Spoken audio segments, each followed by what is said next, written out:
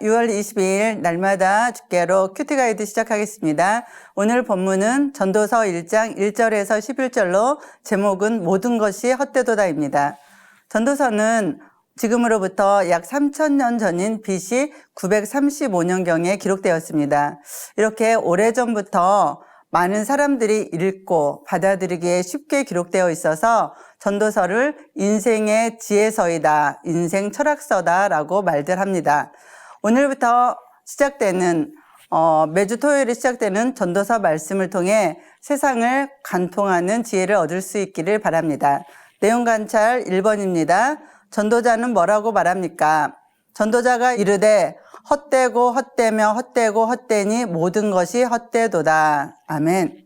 요즘같이 살기 좋은 시대에 헛되다라는 표현은 생소하게 다가올 수도 있습니다. 예전에 아궁이에 불 피우던 시절보다 수도꼭지만 틀어도 따뜻한 물이 나오는 것을 보면 우리가 얼마나 좋은 환경에서 생활하는지 모릅니다. 그러다 보니 더 많은 것을 소유하고자 합니다. 돈이 더 많이 있으면 좋겠다. 부귀영화를 누렸으면 좋겠다. 책을 더 많이 읽고 여행과 더 맛있는 것들을 먹고 즐기면 좋겠다라는 생각을 합니다. 모든 사람들이 바라는 것을 다 누려본 왕 솔로몬이 있죠. 솔로몬 왕이 인생을 관망하면서 헛되다라고 이야기를 합니다. 전도서에 반복적으로 등장하는 헛되다의 히브리어는 헤벨입니다.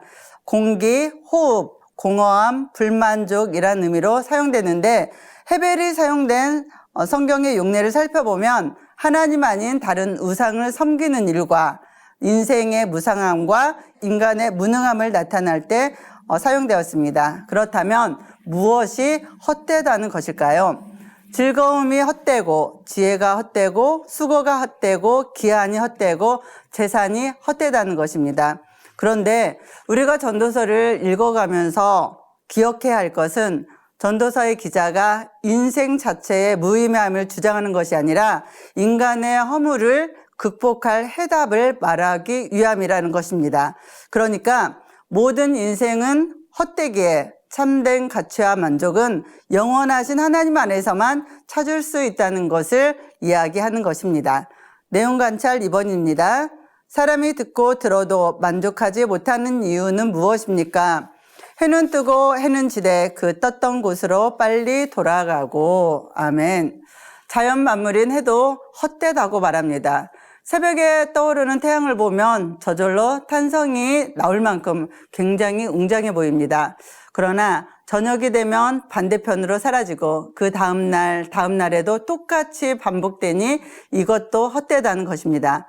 사람 역시 무엇을 보고 들어도 처음에는 특별한 것이 있는가 생각이 되지만 나중에 남는 것은 피곤함밖에 없어 헛되다는 것입니다.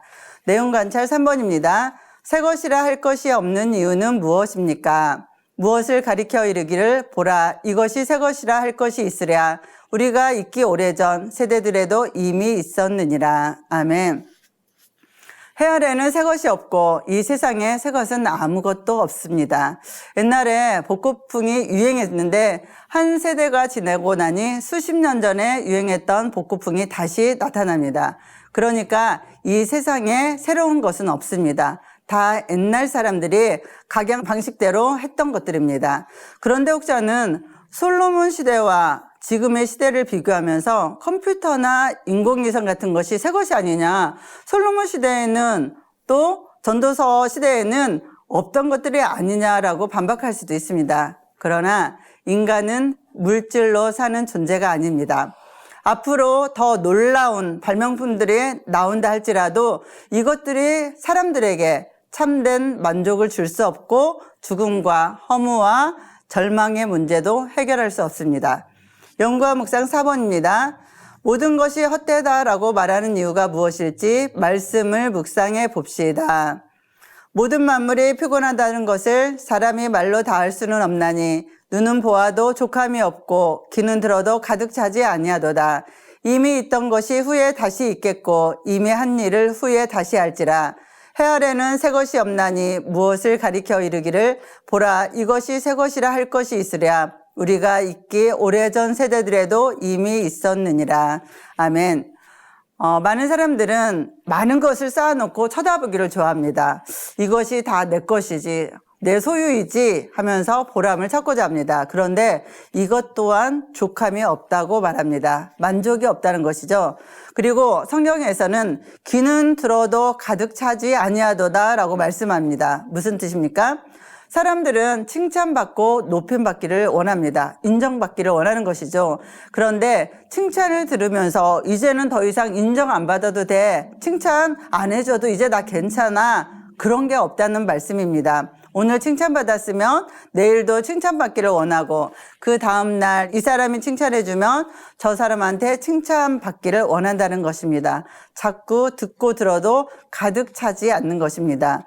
듣는 것은 지식을 말합니다. 많은 사람들이 SNS를 통해 많은 강의를 보고 듣습니다. 그런데 그렇게 많이 듣고 배워도 만족이 없다는 것입니다. 오히려 지식이 늘어날수록 번뇌만 더할 뿐입니다. 삶의 적용 5번입니다. 사는 게 더덥다고 느껴본 적이 있습니까? 삶의 의미는 하나님께 있습니다. 하나님으로 인해 의미 있고 의미 있으며 의미 있고 의미 있으니 모든 것이 의미 있도다라고 고백하는 하루가 되도록 기도합시다. 성도 여러분, 우리가 사는 이 땅은 모래성과 같습니다. 파도 한 번 치면 다 사라져 버릴 것입니다. 사라질 것인데 모래성을 쌓기 위해 일평생 수고를 하면 그 인생이 얼마나 아까운 인생이 되겠습니까?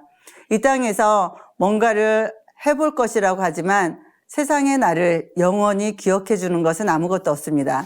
그러나 절망할 필요는 없습니다. 우리에게는 영원한 하나님이 계시기 때문입니다. 하나님께서 우리가 하는 모든 일에 의미가 되어주시고 그 가치를 더해주십니다. 한 번밖에 없는 인생 후회하지 않도록 하나님의 뜻을 이루어 가시면서 하나님 보시기에 부끄러움이 없는 복된 인생이 되시기를 주님의 이름으로 축복합니다. 감사합니다.